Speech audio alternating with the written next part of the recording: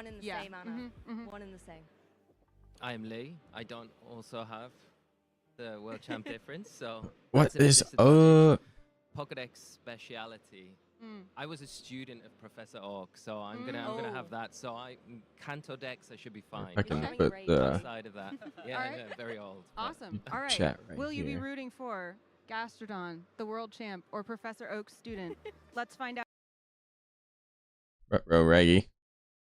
Didn't mean to do that.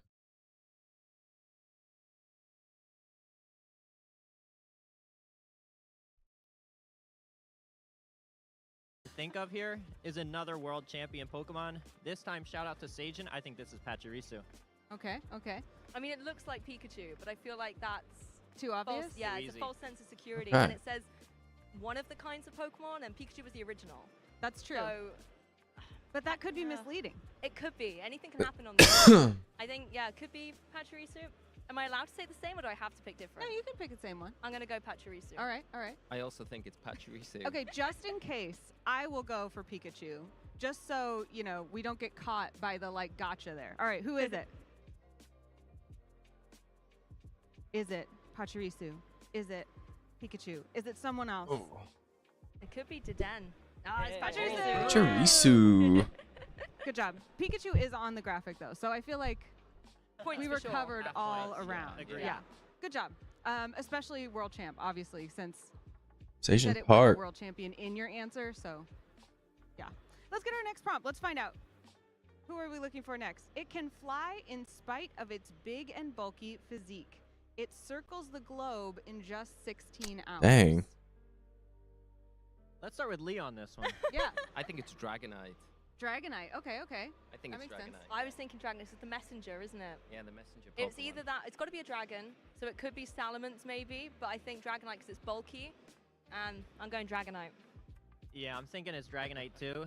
Just It could be it's like an OG, so I think I've got to go with Dragonite. Salamence, I was thinking it could be Salamence. Like it is a big Pokemon. It takes True. max damage. I from don't it. think It's like Jangmo bulky, can so fly. It's a good guess, but I think I'm going Dragonite here. It is like the definition of bulky, right? Like what do we think bulky means? I feel like Dragonite shows bulk. All right, let's For find sure. out. Is Dragonite the bulky boy? The bulky boy. It is You guys Dragonite. are good. You guys are really He's killing thick. it. Unanimously right answers so far. All right, let's keep moving on. Will we keep our perfect record? Will we become the world champions of who's that Pokedex? It stops eating only to sleep. It doesn't feel full unless it eats nearly 900 pounds Snorlax. a day.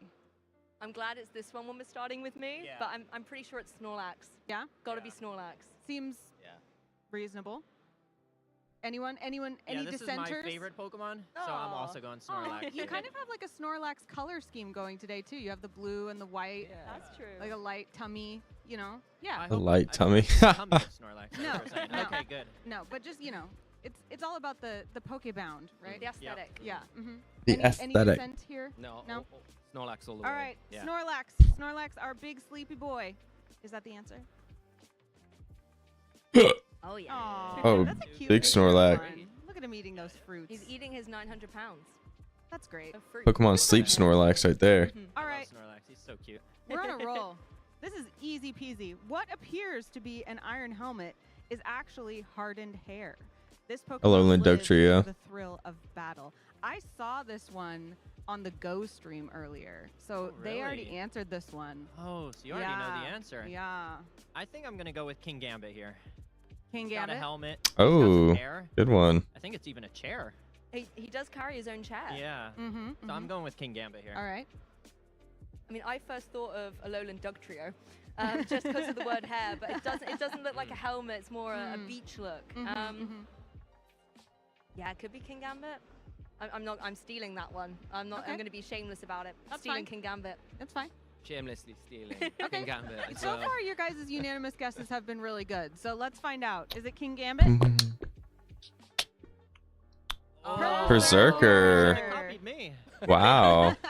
You're Did not like know it's selling hardened saying you're hair. World champ. I Yeah. mean, Well, that was over 10 years ago, so I feel like this is on you, is what I'm saying. I'll take the fall for Okay. that. It's Cool. okay. It's the Oh. most terrifying cat Pokemon. Yeah. It's terrifying. Also, it's like the hat is kind of over the eyes, the hair hat. Yeah. It's really interesting.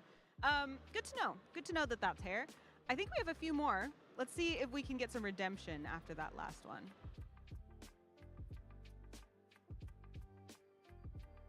On sunny days, it flies freely through the sky and blends into the clouds. It sings in a beautiful soprano. I mean, blending into the clouds feels like... Altaria. It's Altaria for sure. Yeah. I guess. Okay, go for it. Altaria. Yeah, I think so. I was going to say Swablu, Oh yeah. And it could then- be. yeah. Yeah. but then Altaria is the evolution, so we'll go with that. Yeah, that's a good one. Now that you say it, I think that's probably right. Yeah. But I'm gonna go with Ho-Oh. Oh, That is a good oh, one. that's good. Yeah. Blending into the clouds, you think? Yeah, in the very first episode, he was easy to miss, Okay. but Ash saw it. And Okay. rainbows are in All the right. clouds. Let's so that find could out. work. Who is it that's blending into the clouds and flying think it sings, freely and though. singing in a soprano? Yeah, Yeah. that's nice. You guys got it. It was the cloud bit. The cloud. Yeah. Altaria. Our cloudy bird. All right, well, that is the last one. I feel like we did very well. There was only one that none of us got right. Mm-hmm. How do you feel about that Ho-Oh guess? I just No. didn't want to steal the same answer. I thought I'd do something a little different. Yeah. But yeah, as soon as you said Altaria, it sounded like the right answer. But it started out strong. We got what, 2 right, and then it just went downhill from there. Kind of like Yeah. my VGC career. So I feel like we got like a solid B+. I feel like Yeah. that. I Yeah. will give that to us. Now, we had some fun here, but what's really fun is happening out there. Tell me about your Worlds experience so far. Lee, let's start with you. What's been fun so far? Oh, just the matches so far have been amazing. You know, the first round, Arash and Naoto, it's just incredible game. 2 former world champions going up against each other. Wow. And the match, I feel, didn't disappoint as well. Sometimes it can be really a bit back and forth. No one wants to really kind of put themselves in a position where it could kind of compromise their kind of win position, but I think they just both went all out. And the way that Arash kind of dominated that match with the Urshifu, with that safety goggles item, I think, yeah, it was really nice to see. So far, that's probably been my favorite part of today. That's My awesome. What favorite about you, part Lou? of I have to say today. that match was legendary. It was awesome. And I think being someone who grew up watching these Titans play, you know, watching yourself, watching Arash win Worlds, all these amazing players, being able to be in a position where you're casting over them with potential history, I think is a really, really privileged position to be in. So that's been a really amazing start, and it's only going to go up from there. So Yeah. I'm having a great time. Let's go. Absolutely. I have to say, with Worlds being in Japan for the first time in, what, 15 years? Ever? I mean, the atmosphere here is absolutely insane. The way the stage is set up, I mean, that is surreal. I mean, Oh, I think it comes man. across on the broadcast. Like, you can see just how epic it looks. But when you actually go up on stage, I was fortunate enough to actually go walk up on stage and see what that was like. But I can just imagine the players, you know, walking out from that dojo onto the stage with the whole setup there. It must be surreal being a player on stage. So I just love the whole setup here. Surreal is the word for it. It's wild. It kind of feels like either you're in a Surreal. theme park or you That's like the walked word. into an anime or something. It's just larger than life and yet like real life size. It's so cool. And that big drum with the moving image of Worlds on the front. Also, did you guys catch the drums at the beginning in the opening Yes. ceremony? It's It was amazing. I was dancing back here backstage, getting ready to go on. It was so much fun. I've actually been mostly out on the floor meeting people. There are so many people from all over the world here, and I'm always impressed by the way that the community comes together around something they all have in common. What has it been like community-wise for you here? I mean, mostly you've maybe been interacting backstage with casters and things, but how has community at Worlds been so far? It's been amazing. I mean, I had the opportunity just now to go out on the floor and kind of mix in with some of the VG players that are in the middle of matches and Yeah. things. So that was really nice, seeing some familiar faces and meeting some new ones as well. So it's really great. And like you say, there's representation from so many different regions around the world. It is just one of a kind event, you know, and that's what is the pinnacle of the whole season. I think it's just amazing to be here, and you know, we're only at the start of the weekend, so very excited to see how the rest of the weekend plays out. For me, it's the junior and seniors out there as well. Like, we were wandering around, and what they've got is a beautiful setup where they've got some screens, so some of the matches on the rows can be viewed by spectators. cool. So, you know, these young kids' families are able to actively watch their matches as well and cheer for them, and that kind of sense of community where you've got the younger generations being supported by older generations as well. You know, there's some masters out there who are coaching Yeah, that's some of sick. these kids. being able to actually root for them around is just, it's an amazing atmosphere and very wholesome. That's so cool. Very Yeah, I was wholesome. gonna say, just the diversity that we have here from all kinds of different countries, all the different age range of players competing here, and just spectating. I mean, it's surreal. Wish I had that honestly, seeing Miraidon the diversity plush. that we have The here. Miraidon plush Everybody's is a so Pokemon fan, sick. but everybody's coming from different walks of life, different backgrounds, and it's really nice to actually get to talk to. What if that some of the players Cridon just, plush is the you know, same from way, all their but it looks different like his backgrounds. face I would be in the talked to ground. people, you know, walking in here, I took a few pictures. It's actually surprising because usually when I come to these events, I get stopped for pictures a lot, but I'm pretty anonymous this year. It feels pretty different, so I like that. I love the age range we see, like you were saying too. It's so fun to see these young kids being supported by people who know what it was like to play as young kids and helping each other kind of grow up in this community way. It's so fun to watch. And they are here, of course, to watch more matches. And I think we do have that for you coming up Yay. very soon. Let's see. Let's go back to our Let's watch a cast match. right now. Thank you so much, guys. Fantastic. Scott work and Adam. on Who's That Pokedex? Scott, how would you rate Ray's attempts? He's just come back after a while, and honestly, I think he let himself down a little bit there. Oh, I don't know. I mean, I'd love to hear Ho singing the soprano up in the clouds, but you know, isn't it great to have Ray back? Like I said, I feel he's a little more quick-witted than I remember him being. He's pretty funny out there. Yeah, he's done better. He's the boy done good. Obviously taking that short trip to join us, we're very grateful for that. But we are going to start focusing back up on the tournament at hand. Round 3 coming up. We've obviously gone 1 and 2 pretty promptly. 2 fantastic games to start off our tournament. What are you expecting round 3? Are we going to get that variety, the something new that you were talking about earlier, or are we sticking with the something borrowed and maybe something blue? Well, I mean, I have no idea what this next match could be, but you know, I guess if I just predict based on nothing, I think we might have a little fun next round. Yeah, I mean, there's definitely options, right? And Regulation D Bow, has so many bow, bow, bow. variants that you can play. You really do have one of the widest pools we've had all year since we've been playing it in Scarlet and Violet, and it feels like one of those formats that is very genuine and very available for somebody at Worlds to come up with something a little bit different, something that maybe isn't top of the ladder, or take top of the ladder, adapt it, 1 or 2 Pokemon, 1 or 2 items. You know, you can't hide them anymore, but at least you can play around them a little bit differently. And then really bring something to the fore that could win you the tournament from maybe a rockier start, maybe an 0-2, you get to surprise your next 5 opponents, and you get to go to day 2, and then of course, just very briefly win the tournament.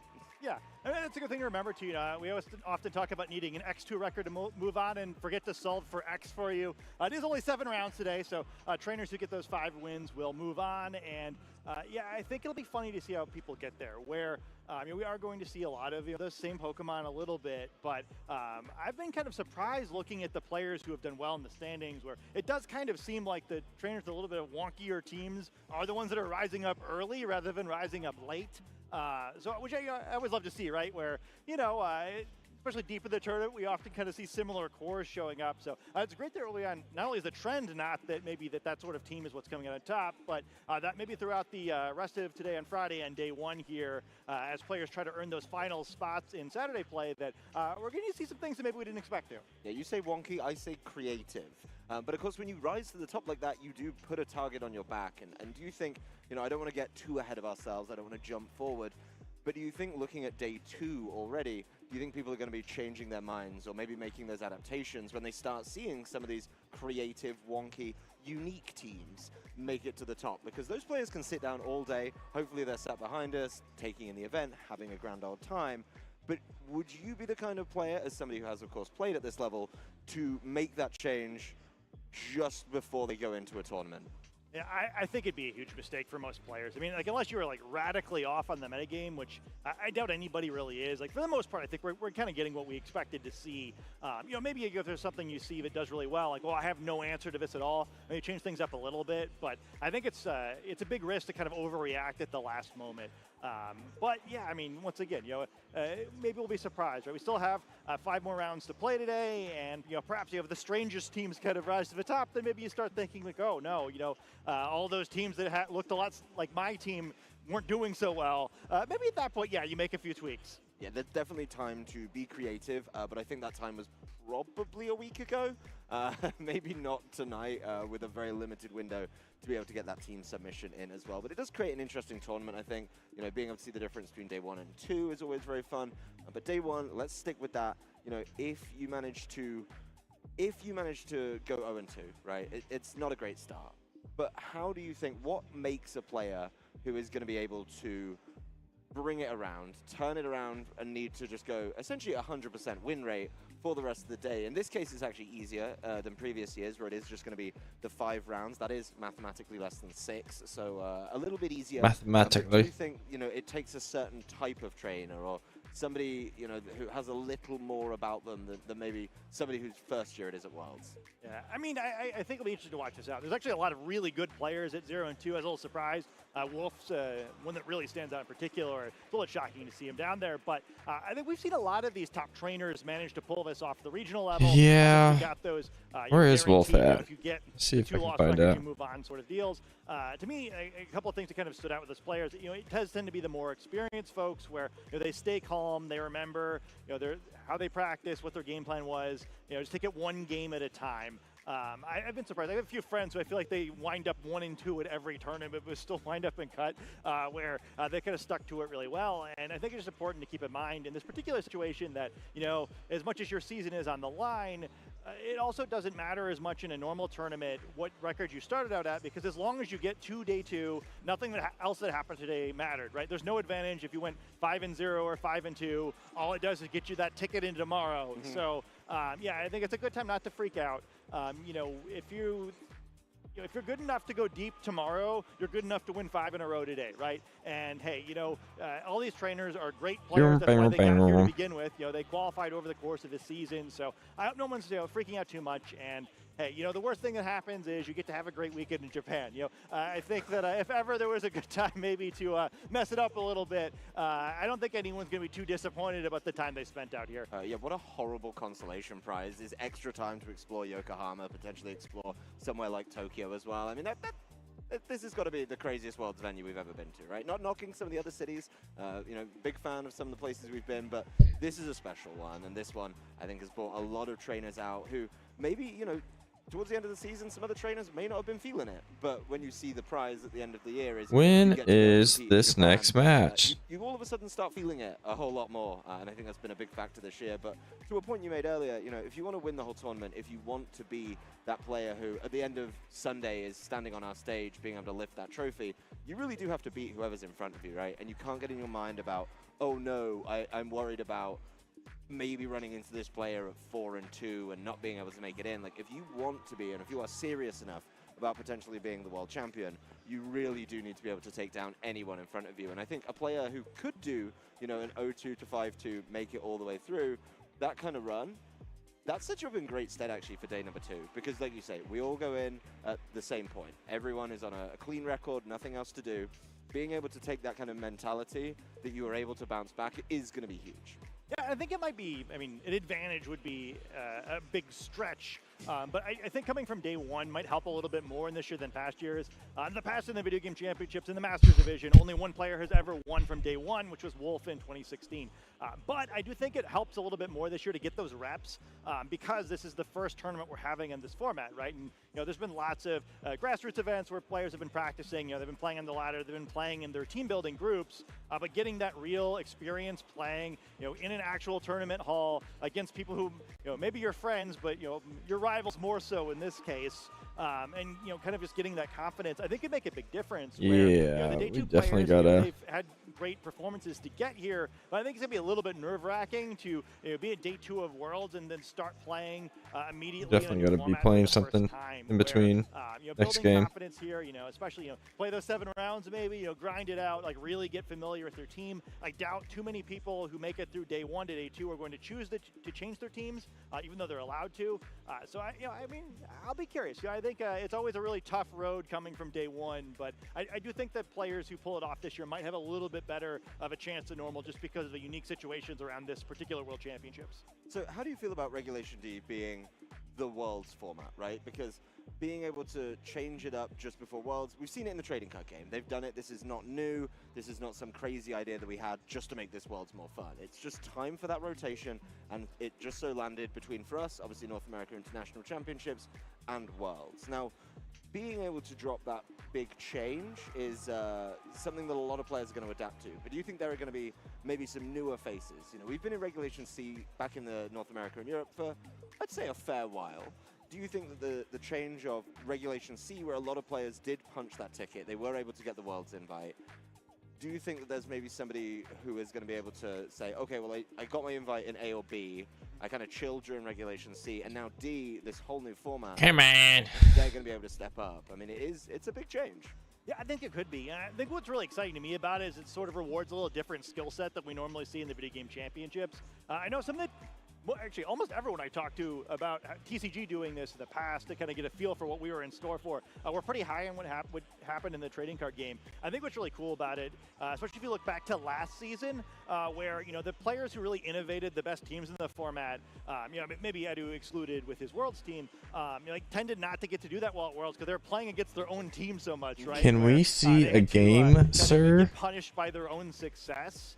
You know, Ringa playing against Yeah? the Sun team so much. Really Please? stood out as kind of a capstone of the way that the World Championships of last year worked. I think this year's pretty cool where, you know, the players who are really good at team building, maybe who figure out the right composition of Pokemon really get rewarded in a way that we don't normally see in the video game. I think it'll be cool, you know, where I think it's a skill set that experienced players really respect because it is so hard, especially at an unknown format, to figure out what the best team is and like what will suit you, what will suit the meta game. So I'd really like to see, you know, a player who's solved the puzzle the best get rewarded with the World Championships. And I think there's never been a higher likelihood that that will happen than this season. I think, honestly, a wealth of experience in how to build teams, how to understand your own play style. I think that's a huge factor in team building that we don't or probably should talk about more. It really can be a big factor here. And talking to some of the guys backstage, you know, we've kind of all had our own theories on it.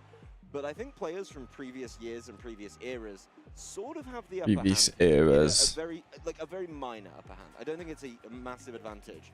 But I think back to some of our previous formats, maybe formats you and I would remember, where it feels a little bit similar, right? You've got this huge pool of Pokemon to be able to pull from, and it's not insignificant. I know there's more coming in future, but this is obviously one of the biggest pools we've ever had. And being able to dive into that and assess every single Pokemon, where it fits, build a core. Like, we know a lot of people coming into this tournament, all right, Fluttermane is an incredible Pokemon. Cool, that is a great starting point. Personally, I think Amoonguss fits nearly every team. But what do you fill those remaining 4 gaps with, for example? Yeah, Urshifu does a lot, but there's so much creativity, and being able to understand how that can impact your team and your tournament run is absolutely massive. So I think maybe a player from a slightly older era could do it. Honestly, our first game of the day kind of supports my theory, right? Maybe this is really bad science, and I threw a hypothesis out, ran 2 tests, and now I'm feeling like a king. But, you know, thinking about 2013 was a very unique format where we had a huge amount of Pokemon. That's obviously where Arash won his World Championships. And now To played things a little bit differently in 2019, where because of the rules, I think the metagame was a little more focused in. But we saw Arash able to come out on top in that one. Yeah, I mean, I think especially an advantage that sort of player can have too is it kind of just cut down the prep time a little bit where, you know, there's like a lot of stages of getting used to a new format. One of them is kind of just getting comfortable with the Pokemon. I do think that one of the challenges of this format is that, you know, the Heatran in this format doesn't play quite like the Heatran in some of the past years. You know, Cresselia with that, you know, the Lunar Blessing, very different Pokemon than it was before. Well, maybe not a very different Pokemon, but it's some very different tricks than it had before. You know, teaching an old dog new as tricks, players buddy. often call them, you know, using a lot of different moves we haven't seen in the past. And I think that, you know, having to adjust to the new Pokemon, mixed with the old Pokemon, and having to try to solve the metagame all at once. You know, there's a lot of steps, right? So at least that experience of this old Pokemon, I think, kind of like cuts it down a little bit, lets you get to the end a little bit faster, to the point where you're testing team cores. Because yeah, I think we are going to see a lot of those older Pokemon, especially because I think last year's experience is sort of misleading in a way, right? Because the way Pokemon worked in a game that had Dynamax versus any other format was very different, right? So like Regieleki is a great example, right? Where right now it looks like it was a little bit of a bait, where Regieleki, one of the most important Pokemon last season, this year, probably not even the best Pokemon of its own, you know, legendary grouping, right? Where it's Regidrago, who we have also not seen yet, who's probably risen up in that group. And yeah, I think being able to identify that sort of thing is interesting. Even with the Pokemon that, you know, were new in the last last generation, right? This year's boy. Rillaboom, this year's Urshifu, both really strong but don't play quite like last year. So I think getting to cut corners a little bit with Pokemon players are familiar with, like Landorus, like Cresselia, every little bit counts when it was just such a marathon to try to get ready for this tournament. Landorus Cresselia, a bit of a classic really, and I'm not ashamed to say that I'm enjoying this already. The other one, as we saw at the top of the day, I am a Genie apologist. New is not always better, and I think the classic trio just provides so much that those players from previous formats That's weird. know all about. Speaking of players, we are going to start heading towards round number 3. So we're going to be able to take a little look at what we have coming up in this one. We're going to reveal our stream match along with what will be going on out in the field. Our stream match, of course, is the one at the top. Barish Akos versus Yuto Mizoi. Pretty excited to see that one. Those are the wonky teams that you referred to earlier, but I think getting a showcase of them will be very important. Also out in the field, there's so many other great games. It's a little bit heartbreaking that we can't bring all of them to you, but we do our best to pick one that's Giovanni Costa and Judy Azarelli would be a really good one. Player, particularly Nick, having a fantastic season, really consistent across the board. Giovanni Costa versus Jody Azarelli. Jody, of course, a former Worlds runner-up, and Giovanni, a player I think's taken a little bit of time off, but coming back with an absolute vengeance, starting off 2-0. Abdullah Moyhaddin versus Luca Traegut. Very exciting to see a lot of North American players starting out strong, right? Being able to take that regionals experience. I mean, we had 10 regionals this year. Big ice and being able beams to coming learn out. all of that. Shiliang Tang versus Nora Bowman out in the field as well. And rounding out our key matches will be Liam Gilbert versus Yuta Takahashi. So a lot of names out there to be watching, a lot of names here. Half of them are going to be 3-0 at the end of this round. That is just how that one works. And that's putting yourself, you only need a 50% win rate from that point on to be able to qualify for day 2. Yeah, I think it's a huge deal in this particular tournament too. Often we show you the standings at the end of round 2 or whatever, and there's like approximately 8,000 2-0 players. Like, oh, there's rocks. They're doing it. These are the players to watch, trainers. But this time I think it really doesn't Dang. matter, right? Yeah, A this 3-0 record means you can go 2-2 the rest of the way and still make it to the next day. That is great buffer. That is basically 5-0 at a regional championship, especially given the stakes here where it is all binary, right? It doesn't 9-0 doesn't exist in this tournament, right? 7-0 doesn't either, even though there's 7 rounds. You just need the 5th win and you're done. So yeah, I think these players are all in a great position to move on, and these matches matter a ton. Each win matters so much when you only need 5, but also where 3 losses end your season. A mere 50% win rate of Worlds, easy. Just crank it out in a few rounds, you'll be absolutely fine. But being able to see a lot of trainers from around the world, right? I mean, I think there's been a little bit of discussion already on which region do we think is going to take it. And it looks here, North America putting up a pretty good showing, which I think we had a lot of events this year back in our home region, and maybe that is standing the players in good stead. But of course, day 2 completely throws that out the window. I think these results can be a little bit misleading. It is interesting to, of course, see who makes it through to day 2, but excited to get to day 2 where the best of the best just get dropped in the tournament. We open it up and say, okay, you guys skip day 1, you're in. The day 1 players have a lot more to answer for at that point. Yeah, I think a way I might look at day 1 if you're a fan is that I think day 1 really shows off which region is the deepest, right? Where, the top players in each region, there's a kind of a similar number of players, kind of no matter where you're from. I mean, it's slightly different based on what region it is, but today is the day where the regions can try to get, sneak in a few more players, right? Kind of stack the deck a little bit for tomorrow. Don't do that in the tournament across the stage, but it's fun where, hey, if you get another 15 North American players in, that really changes the odds of North America getting some representation in the top cut. I think it's actually another region that's probably going to be the one that gets the most players through day 1, and it normally is in Japan, where it just seems like, especially early in formats, the Japanese players have such clever solutions to team building and kind of just the way that they train certain Pokemon. Always seems to catch everyone else off guard. Normally it's just like, oh, well, you run into this sort of thing early in the season on when you're playing your ranked battles and roll your eyes, maybe take your switch out of a dock and lob it across your living room, and then by the time tournaments roll around, you've solved it a little bit, but you don't get that time to kind of adjust to what other trainers are doing here. Instead, the players who have those really clever early format sort of teams might not be so early format this time, might just be in early world championships instead.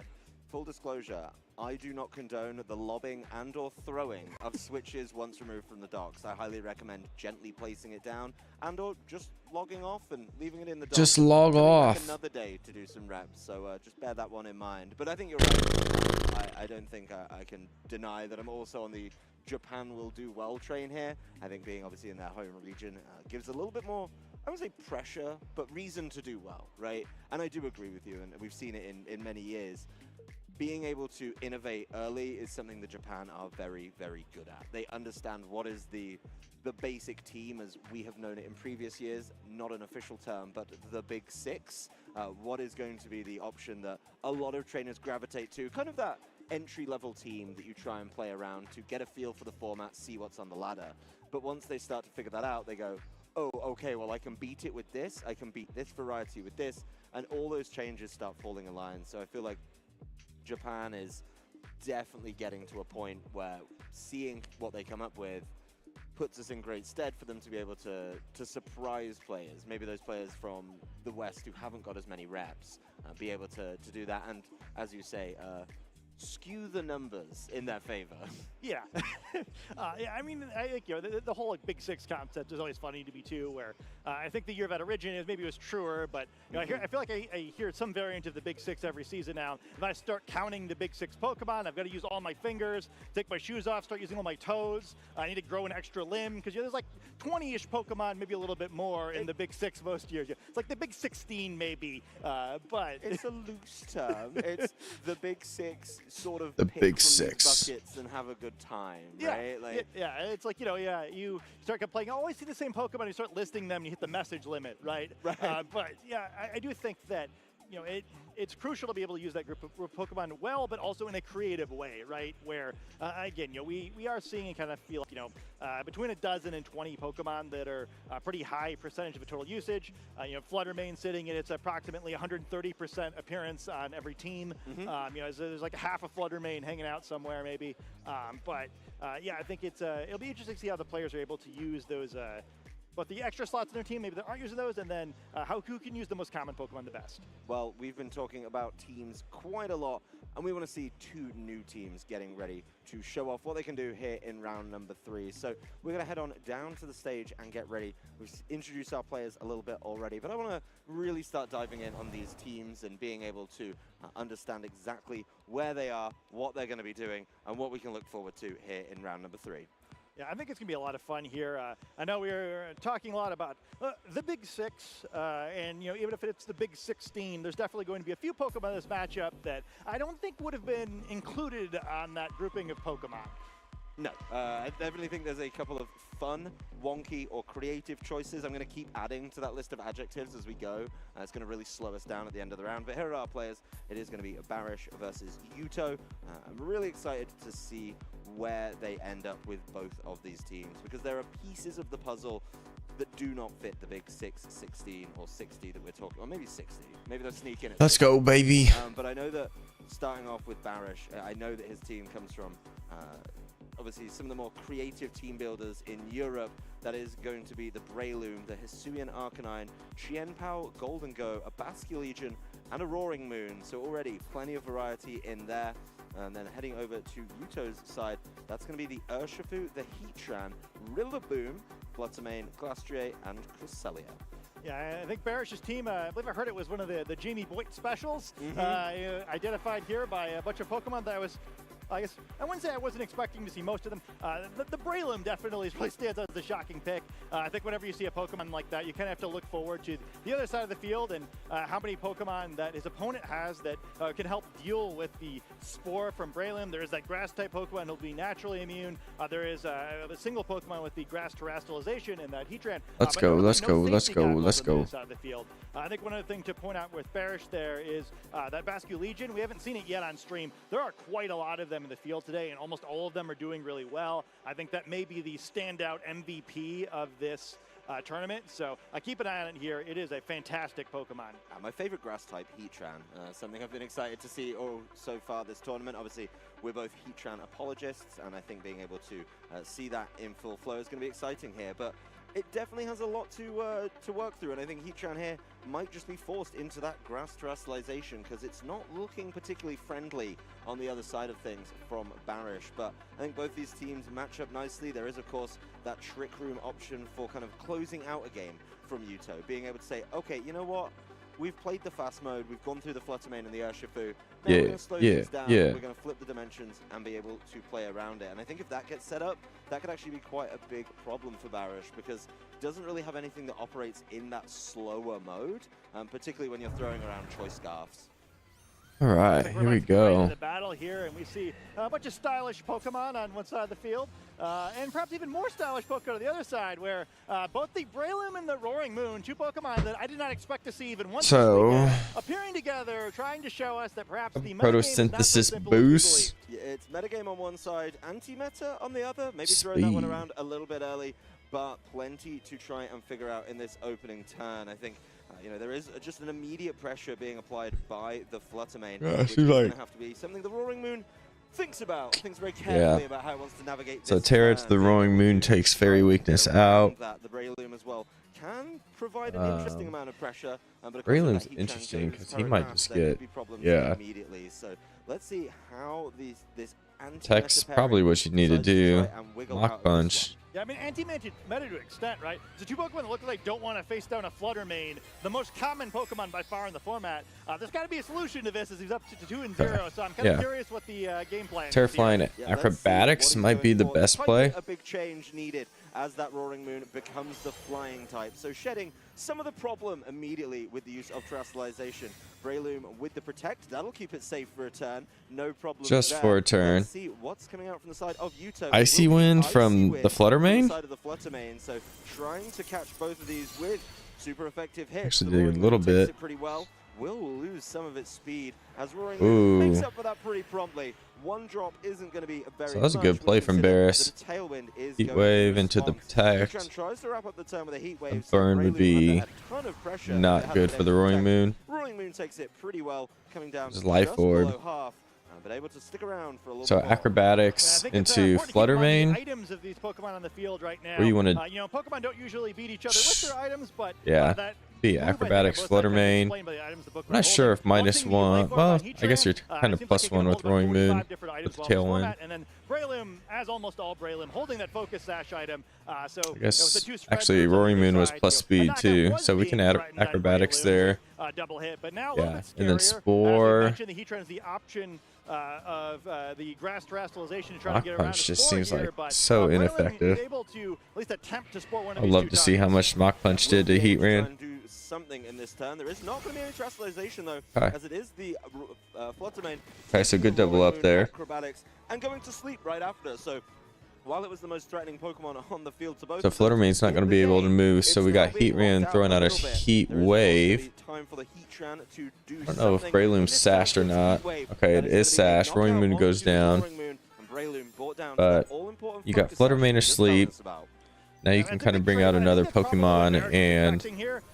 Not ideal to use their lose your Terrestrialization with only a single attack. you could But probably they get that Tailwind up crucially. Breloom is still out here, Ooh, potentially man. threatening a Spore. And now we'll see what Barrish can do. Yeah, I not the worst guess thing in the Sacred world Sword, the sometimes to lose a Heatran Pokemon quickly into after, getting Tailwind up because it allows you to Bullet get a Seed little into the momentum, Flutter start Mane. getting things rolling Or you here, can- and, yeah. perhaps Xianpao and Breloom can work together to try to pick up a or you can knockout. double One up thing I did the notice, though, Heatran is that here. Barish went to select his third and fourth Pokemon potentially. Not very Heatran Or if it's favored, Terra Grass on the Heatran Golden here. and the Qianpao, so does have to be careful that these Heat Waves aren't You just can being Ice thrown Spinner. around willy-nilly, being able to catch knockouts or at least I Spinner huge Spore that damage. same slot. Yeah, I think it's sort of a cool spot here, right? Where there's some incentive. Because if you now Terra to go for Grass, the then grass still super terrestrialization. effective. Do you spore it, But expecting will not terrestrialize, Spore or will- do you try to use a super effective attack? Instead, the Heatran Ooh. is protecting. Neither call going to work on this one. Yeah, trying to figure out what to do. Maybe get a little bit of information as the Qianpao's Ice Spinner Man, heads into that's the a big Heatran, turn so for maybe Yuto. that grass terrestrialization could be a little bit too much. It is, of course, So going you to be burn a or sleep, cover no of damage on both your sides side. of the Flutter Mane Heatran. stays So it awake. terrestrializes, it gets caught by the Ice Spinner. You burn a If it doesn't, turn you of get caught by Tailwind. the Spore, not able to land either of those thanks to a fantastic protect from the side of Yuto. And Flutter Mane just still asleep. Yeah, it's really scary though, right? Where that was the first timer could have waken up already. We already saw it move. Gotta get fail the to Flutter move Mane the out of previous there. Turn because Breloom's just so quick under that tailwind. So if it is able to wake up and get an attack off for free, things Just are say- pretty devastating now. I think in this turn, unlike the previous turn, Barish really needs to make the call right. You've got to pick one or the other. Are you going to Spore or are you going to Icicle Crash? You kind of have to hit it. Well, it's Ice Spinner. Okay, so into Flutter the Main's bottom, going not down. leaving that one alone anymore. Still Again, think that you one should waking up bullet and picking seed. up a potential double knockout. A heat with something, wave. that could cause a lot of problems, like Dazzling Gleam. Breloon calls it right too. Man, do you Terra Grass and Heat Wave? Assuming that he's Terra Grass. Heatran will be heading to sleep for now. Yeah, so excellent play by Barish there. I feel like if he gets that read wrong, So he's kinda just not Tailwind's getting out. one. Excellent move by him. But we do see Breloom Heatran is getting that -1 turn sleep speed. there. It's relatively healthy still. So now we're kind of in a So similar now you got situation to what Crest we were coming before. out. And we see that Cresselia coming out in the field, which is particularly critical in this situation. Imagine you were saving your Terra for Cresselia. There's probably another slower mon in the back. That it never had before. With it, it can Yeah, you potentially probably remove that swore. Heatran's, Your quick Sacred status Sorting. condition. However, unlike many of the Every Cresselia we've time. seen, this is holding Rocky Helmet rather than Safety Gaggle, so it could be put to sleep itself. Well, there's the Okay, it Sacred does wake Sword. up. That is going right into Heat Wave. Oh, Heatran, that's and he huge. doesn't get the knockout, and Heatran will respond in kind with a Heat Wave. If Breloon Cresselia getting doubled knocked out, up, no more that's probably tailwind, game over. so Heatran moving Oh, it before is Life Orb, so being you're able dead. To, of course, cause those problems. But the Life Orb will come back to haunt Heatran as he trades itself for Icy that Wind misses. Breloom. There's, of Ooh. course, going to be the Cresselia not able That's to get anything huge. done this turn. Yeah, it's a critical turn there with the Heatran waking up. That matters Glastrier. a ton. You know, the So they Icy do Wind have a hits Trick Room probably set not in the a big deal. back There here.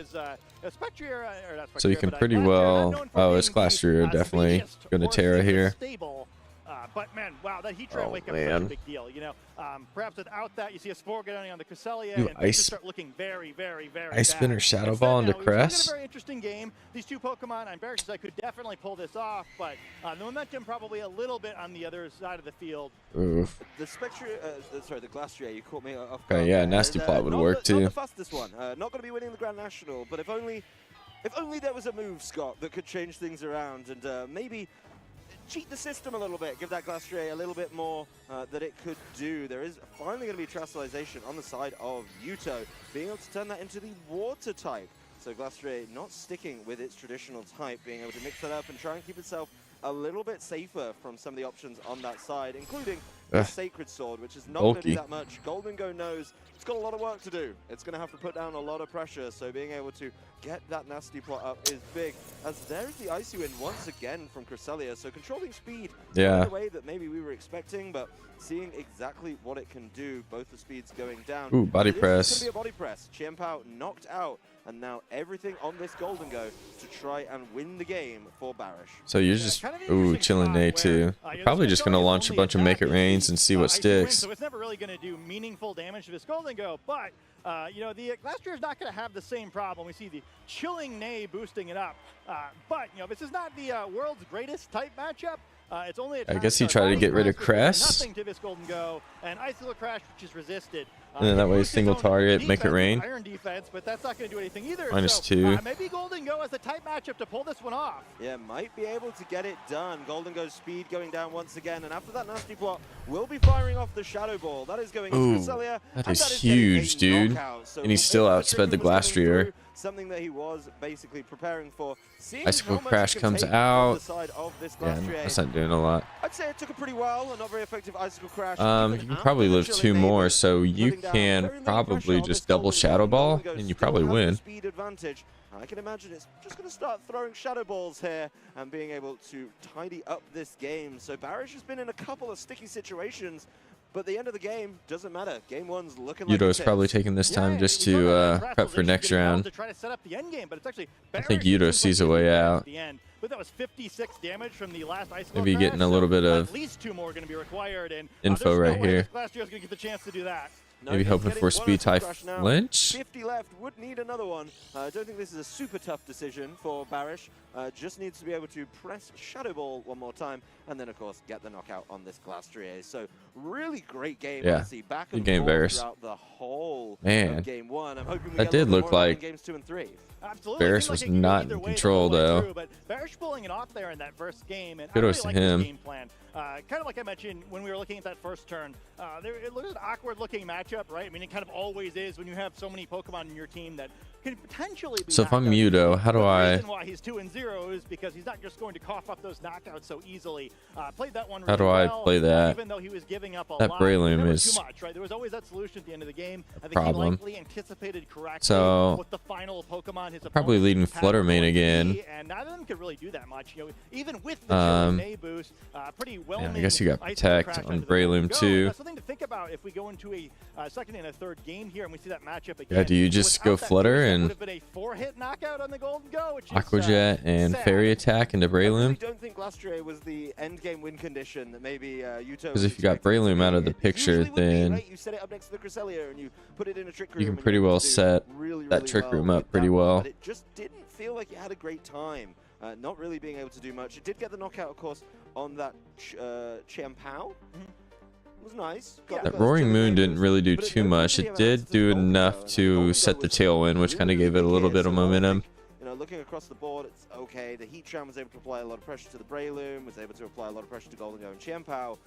Once that Heatran went down, it definitely felt like it was a really tough game. And yes, it did get that early wake up too. It was able to try and stay in the game. But Yeah, this is that tough. wasn't enough. It's I think it's a tough. good thing to point out, right? I think without that wake up, we might not even be talking about Golden Go because it would have seemed like it didn't matter at all. I'm kind of wondering if perhaps he was expecting that Barish's last Pokemon instead was that Bascu Legion, which I think would have made a lot more sense. You've got the water terrestrialization, you have the ability to boost your own defense. You know, maybe that would have worked out a little bit better. So it'll be interesting to see in this game now. You know, does Barish try to do the same thing, or does he mix it up a little bit, anticipating that his opponent will make some switch ups? I think it should be interesting to see how this plays out. I think Barish has a lot of options. You know, that Breloom is such a dangerous thing to show in the first game because it kind of requires specific solutions. So now that makes Team Preview that much harder. You know, he's shown he can win with it, and having to adjust really hard for it can make these future games even more challenging. It's a tough adaptation to make though if you're Yuto, because my gut says let's see a little more trick room. Let's get that trick room going earlier. There we go. But, you know, Oh, Chiampao Roaring Moon. That's gonna be able to shut that down and cause problems. But Trying to game think two is how upon much us, acrobatics and did. I maybe guess we're getting the maybe trick they room think with the earlier, as it's defense Fluttermane and drop. Cresselia on the side of Yuto, and then a definite change up from Barish as Speed well. was Let's go with heightened. The Chiampao and the Roaring Moon paired off together. The booster energy. Speed. going I off think you there go ahead and onto just the set Roaring Trick Moon Room. after we've been able to see the booster energy on the Fluttermane as well. Yeah. So something critical to keep in mind here, we've seen the focus sashes on Breloom. It's really the only item we normally see in Chiampao. Trainers, you have to forgive I think me. I'm if not you're with super up to Fluttermane, date on my Assault Vest Chiampao count. you are free. So we'll have to see how much damage is coming Go in for here, but, Terra it's a Fairy very and just interesting let it setup. go. You've got to imagine it's not really the sort of thing that anyone was planning and having to deal with. I would also admit, pretty publicly, that I haven't run those numbers myself. I can tell you that it will do less than it normally would without the Assault Vest. So that's something that we can bank on, being able to see maybe there's some calculation. Double up on the and Flutter. Ray touched on at the beginning of the day that could Yeah. completely shock This people will and kill take them Flutter. entirely off guard. But right off the bat, it's going to be Roaring Moon straight Protect away. into with Flutter would be really good. Terrestrialization. Has to pay that respect. I Flutter think. goes down. I don't see the way Yuto comes back. By it, and maybe, of course, power up its acrobatics. Cresselia getting involved with the Helping classic. Hand, That's gonna Dazzle be helping Gleam, hand. maybe? The calcs are changing again. Yeah, but Chiampao tries to stop that with the Sucker Punch. That's not going to That be was a enough. crit. Even with the critical hit and this Dazzling Gleam, I think it's Ooh. not enough. That is That is not even definitely an close. interesting amount. We'll talk about that in a minute, as it does get caught in response with the acrobatics. Honestly, Yeesh. I'm impressed, Chiampao. I'm going to be honest, I would have basically believed any amount of damage that it did, but I guess I thought it would be bigger than that. You know, I think Yeah, without the helping that's hand, not that was very closer to good. what I was expecting. I really must thought be that like was a going to bulkier be Fluttermane. at least, getting close to threatening a knockout, but hey, apparently defensive Chiampao's not so bad. Yeah, I mean, the bar So was Heat moving Rain real comes quick, and it out. stopped pretty suddenly, You and do I just thought, Helping Hand okay, Heat Wave this time around. Assault Vest is putting in work. But the Chiampao Roaring Moon sitting on the field after taking a lot of damage. Ooh, One of the he's biggest hovering threats high to the spinner. two He of wants them to predict has it. been removed pretty quickly. Obviously, we've now got the Cresselia next. to Helping the Hand Heat Heatran. Wave is probably This could coming be where out. Yuto has to change things up, because I think if Unless you want to stay go in ahead this and set up mode, Trick Room. you are just going to get caught with a lot of damage very, very quickly, and you need to potentially get out of that, get the Trick Room set up, and try and play the game that way. Yeah, Sacred this is a Sword, different spot acrobatics, to be in, yeah. right? The Cresselia Double can't up that really Heat do Rain. damage. It's one of those classic Icy Ooh, Wind only yeah, for Trick Room's attack probably moves, Cresselia, coming so out, you unless really it's don't probably wanna going to get be caught with Icy your Wind last from Pokemon. Cress. It's going to be a tough one as Roaring Moon does throw the acrobatics over towards the Heatran, maybe seeing what kind of mix-up it's going with, potential GM translation. Pow doubles up with the Sacred Sword, but goes right into the Protect again. Where Barish has tried to cover for a grass terastallization. Yeah, Trick Room's coming out. But in this case, he's So no Tailwind, but as is a Trick Room set I up think by that Cresselia. Yeah, we kind of talked about Sucker earlier, Punch we're and seeing, some classic acrobatics. Pokemon in the Okay, field, so but they they're are handling this the way you often do against doubling support up Cresselia, still. just ignoring it. Varus is calling the Calling bluff.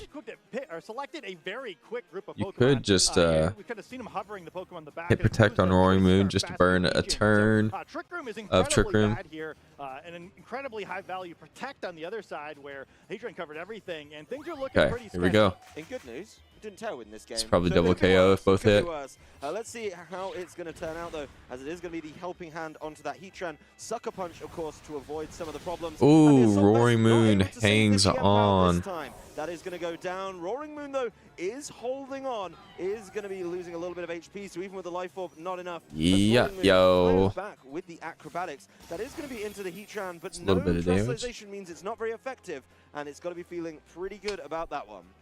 Yeah, I mean, this is a tough spot, right? Where you see Bear sending Golden go out against the Heatran. Not ideal. Not ideal. Yeah, I mean, I was hoping there'd be something positive I could add there. But no, this really just isn't ideal. No, it's not. That is not going to be able to terrestrialize and get away with it. Even if it did terrestrialize, it was going to be still a steel type. So this You could helping be another hand turn, Heat Wave honestly, again? Where it's just going to be Cresselia helps out Heatran. Lunar and he Blessing? fires off a Heat Wave. Of course, Yeah, I that think leaves he Hit Lunar Wave Blessing goes, here. And should be able to start tidying up. Then it's going to be the Basque Legion just facing down. Yeah, he's got a Shadow Ball. Cresselia, Heatran, and potentially whatever's in the back. Yeah. I mean, I guess nothing else here. Heat Wave I think it's can Lunar miss. Blessing, There's no way Heat Wave to heal up exactly Heatran here. because So, he's going to go Bear down in a little just has to bit go to for it. Life Hope that Orb. Heatran isn't And then able any to sort of incinerate that poor Golden go. Well, it's not going for this Protect turn, Lunar as it Blessing does smart fire off too, the because I'm Protect, pretty but sure maybe Lunar try Blessing goes through. See what's in the back, trying to get that little bit of information by knocking out the Roaring Moon with an extra move. He's not going to get that information this turn, though, as it is going to be a Protect over on the side of the Roaring Moon. The Shadow Ball goes into the protecting Heatran, so that is, of course, the concern. Oh, As it's a reversing Trick Room? again from Yuto, being able to return those dimensions to normal. That's a pretty cool play there, right? Perhaps assuming that the speeds between the two Steel-type Pokemon might not be to his advantage. Perhaps a hint toward how these Pokemon are trained, since we haven't seen them attack one another yet. And now all of a sudden it's looking like that Roaring Moon needs to pump out some damage. Yeah, the Roaring Moon is being invited to take the game and really try and control it at this point. But the Heatran That was pretty low. There's definitely options. I know that it wasn't a huge acrobatics, but it was a good chunk. Yeah, it could put it in Life Orb recoil range, right? I think there's nothing that forces out, right? If you go the acrobatics in a switch, if you're bearish, I think you would have gotten Heatran. So instead, we see sort of a Glastier's back out. by Yuto here. Well, there is the Resetting change up Trick on the Room speeds to bring out entirely. We got the Glastrier to Trick get Room full in the turns. last turn. Then it Ooh, was this is gonna sort of hurt, too. reversed. So another Tailwind just comfortably puts Barish as I will be moving first. That's exactly what he wanted to do with that Golden Go. All right, so Roaring Moon's The down. speeds are going to be slowed down. No, it's not, because it's Roaring Moon getting knocked out. Okay, And then, of course, so Golden Go just, being able to they're just going to chill out a little bit, self-manual just not too Icy worried, Wind. That way they can get into And this Trick Room a little shows faster mode. unconventional, let's say. You now have the two Pokemon out who want Trick Room to be up, facing down the Golden Go and this Basque very Legion. speedy Basque Legion, who is just ecstatic not to be out under Trick Room against these Pokemon. Do we think Basque Legion is fast enough at this point? I think that's. I think it's so quick it may actually be moving first. I think you can in both nasty the plot Pokemon here. Go stage and the Pokemon TCG stage as well as this one. Yeah, this is going to be a rapid Basque Legion, as you may have seen in the selection. Is of course carrying that Choice Scarf and should be able to start causing a lot of problems for the side of Yuto. Let's see if he's able to really close this one up, or if Yuto has something to maybe try and sneak back into this set. I mean, I liked the Trick Room. He gave it up for obvious reasons, but Barish capitalized so well, being able to say either way, my Golden Go's going first. Yeah. The plus side for Yuto is these Pokemon are so sturdy that it's not like it's actually that easy for Barish just to clean this up. You know, as much as like perhaps the speed control has been a little bit fumbled here, the game is still complicated, and one misstep is still going to cost Barish. Yes, it is very Well, complicated. there's the terastallization from Yuto, holding it pretty late on, and it is going over to that Cresselia. So being able to really show what defensive terastallization is, using it on one of the most defensive Pokemon on his team. It is the Last Steel Respects type. comes out. Basque Legion fires off off with the last. That's about half. Does bring it down to about half. Oh Does my make it rain. goodness. Not enough to threaten the Cresselia, but it does get an easy knockout on that Glastrier. The special So- attack will fall, but I really don't think Golden Go Mines at this point. Yeah. Two Pokemon. I think Barris just ready to wins. try and cause as many problems Trick as Room, possible. Helping And while the Hand. Tailwind's up, well, we're able to get a Trick Room up, but now a lot of pressure on this low health Heatran to try and win this game. What item is I have Golden a Go? good idea who's going to move He's first not here. Specs, It's is not he? the Basculegion, but man, that was so much damage. If the Cresselia had not terrestrialized, it would have been knocked out. So I just Metal can't coat, handle- okay. This Pokemon looks ridiculous with the So yeah, you steel just make it dress rain. hat on. I love it. So now, that's kind of a cool spot, right? I think you're kind of assuming based on the way that Last you respects, play this speed Cress. control, that if Trick Room were to no, expire, you Golden Go can't. would probably be slower than Heatran. So if Tailwind were to So I expire, think you Shadow Ball the Cress. odds of getting their load require a And double last attack, respects, but, Heat Ran. I'm not so certain that there's really an option to knock out even this frail Basculegion. Or when maybe there's just a bunch of moves Protect. that it resists. The Heatran is available. We see the Helping Hand. Is Heatran able to pick up some knockouts here? Let's Heat see Wave. what Heatran can do after it's got all of the assistance from the Yeah. side of this Cresselia. This steel That was type a game winning Cresselia as play. well. That is going to be a Ooh. flash cannon, not going in to protect the Golden Go. Basculegion not even bought below half. So the Heatran getting a little bit of recoil from that life orb as there's the last respects. An easy tidy up on the Cresselia. Yeah. And honestly, I think the Basculegion This game. feels like at some point it's going to be able to deal with this Heatran, or Heatran's going to deal with itself if this life orb keeps on adding up. Yeah, it's an awkward situation here where I Yeah, can't double imagine attack any way here. that An Aqua Jet, for sure. Heatran's going to pick this up because we Good need game. I think even a double crit Heat Wave wouldn't have been enough. We Good see game. the Forfeit locked in there, and you have this exciting team with Breloom and Basculegion, and Roaring Moon is able to pick up the win and show us that, hey, Good game there's a whole bunch indeed. of different ways you can win games here at this year's World Championships. That was a really insightful game. Being able to see the depth of the team that Barish has brought, I really enjoyed both modes. I enjoyed how the speed control was played around. I think Yuto put on a really good show as well. But Barish, who I got a little tip off before the game, his recent run on streams has not been so good. Being able to break that curse at one of the most vital points of your season, that is going to be the World Championships. And congratulations to him, showing why this team was getting talked about. I heard more than whispers about it before this weekend. Yeah, I thought it was a ton of fun to watch too. Where, as much as you can kind of see in the way his opponent played the match too, that he was not prepared for that matchup. The Icy Wind Trick Room shuffling there was just it felt like a little bit off. Where it's one of those matches afterward where I think you'd all think about that a little bit and kind of realize all right, well, if I face something like that again, I know how I can adjust it and maybe play that a little bit more steadily. Where he was working against himself a little bit, but that's what teams like that do, right? That's some of the advantage of not just bringing the 6 Pokemon at the top of the usage chart, where you might get all of the stats in the world if you're doing it that way, but sometimes instead of winning through stats, you could win through strategy, right? I think especially that first game, Barish is a very risky looking strategy where I just felt like there were so many terms where it could all have gone wrong, but I think he played it in a way where he was much more likely to win than to lose. Very impressive victory using some really fun Pokemon. I think honestly the game 1 play from Barish was really impressive. I think the lead looked treacherous at best, and being able to fire back and find those windows, use the protects really, really well, was really, really impressive and showed the depth of understanding of this team, knowing what the Breloom could do. The amount of respect given to that Heatran in multiple turns, I thought was really cool, because you and I both picked at the beginning of this tournament, Heatran is scary and it can do a lot. So covering for that terrestrialization, covering for it not terrestrializing and being able to be put to sleep, just made a lot of sense. And even though Heatran had that short sleep game 1, even though it was double targeted in game number 2, it just wasn't able to do enough when it was given the opportunity. Even though in game 2, it was given a lot of help with that Trick Room. Yeah, I think it was very clearly the critical Pokemon in this matchup, right? And hey, you're in a matchup where you've got the best Pokemon perhaps in the format out there as your key Pokemon, and it still couldn't get it done. I've got to say, as someone who tended to play a little bit of a, let's say, more conventional team. I guess they have fake out a little anybody. bit too much credit for lazy team building. I think that teams like the one Barish just used are just the worst to play against. It's just so complicated. You're really on the back foot the whole game, and the aggression Barish had this whole set was really impressive. Didn't you literally run Cresselia Heatran?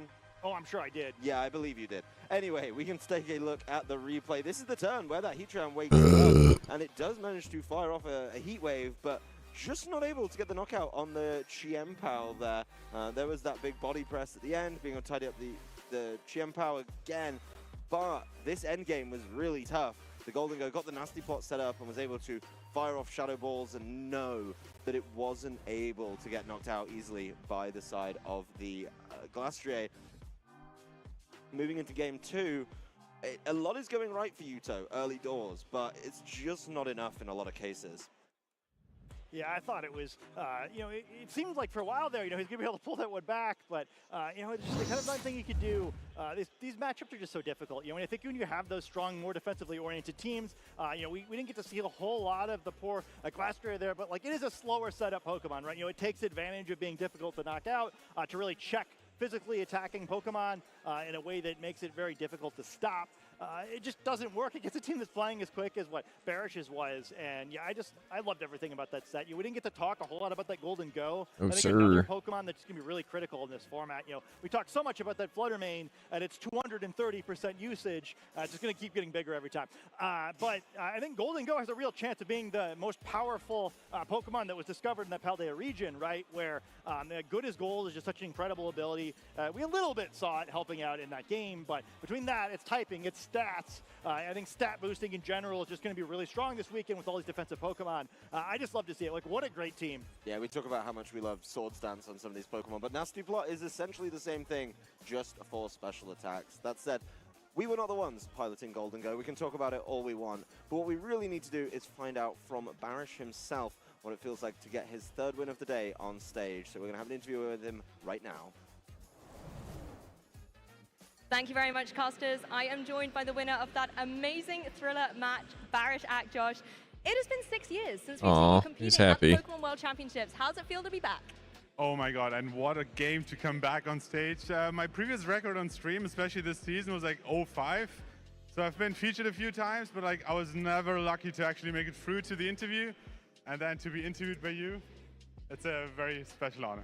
Oh, thank you very much. It was definitely an honor for us to watch that incredible game with a very interesting team as well. We've talked a lot about Fire, Water, Grass course, but you've got a really interesting choice of Pokemon for that core. Can you talk to us about it a bit? Yeah, I mean, I had a similar quote on Worlds before where I was like, guys, credit for the team goes somewhere else. I'm just responsible for all the plays. So at this point, Jamie Boyd, if you're watching this, you're an absolute legend. Thank you so, so, so much. Without your help, I wouldn't be here right now. I'm currently 3-0, 2 more wins to make it to tomorrow. I had never played day 1, right? So I was very privileged to be qualified for day 2. Coming into day 1, seeing the competition, it's just great. Yeah, doing really well at the moment. Yeah, you want to talk about the team. Yeah, credit goes to Jamie. The core is actually quite interesting. We saw how, especially in this matchup, he had Cresselia and the Glastrier, and the Glastrier was body press, iron defense, and it only had Icicle Crash, so I had 2 ghosts on my team, which was super convenient to have, and we saw that even the Heatran with Life Orb didn't have any effective moves. It had Heat Wave and Flash Cannon, which doesn't do a lot of damage against Basculegion, to name it, and yeah, it just came in clutch. It was interesting to see how it played out with the Ice Event and Trick Room interactions. So it's interesting, he reversed twice, he Icy Winded. On that note, were you maybe worried about the Trick Room, particularly with the Heatran Sweep potentially incoming? Yeah, so in game 1, I was a little bit worried when I saw that his Heatran outsped my Breloom. It had a 1-turn sleep, woke up and KO'd it. So I expected to either be faster or maybe get a 2-turn sleep at least. So in game 2, I knew that if he sets up that Trick Room, then my Goldengo will underspeed it in Trick Room. So I had a little bit of a sandwich around the Heatran, and getting so much damage early on was very crucial because with Life Orb it's on a timer anyway. So I could play around that, and I feel like the typing of Basculegion and Double Ghost, everything really played into my hands here. I mean, Basculegion was one of my caster hot picks for what we think is going to take the World Championships. But a Pokemon I really want to talk about in your team is Breloom, because you've got a history with that Pokemon. Can you tell the trainers at home about it? Absolutely. So, and probably one of my most dominant seasons in Let's call it a night. team around See you later, guys.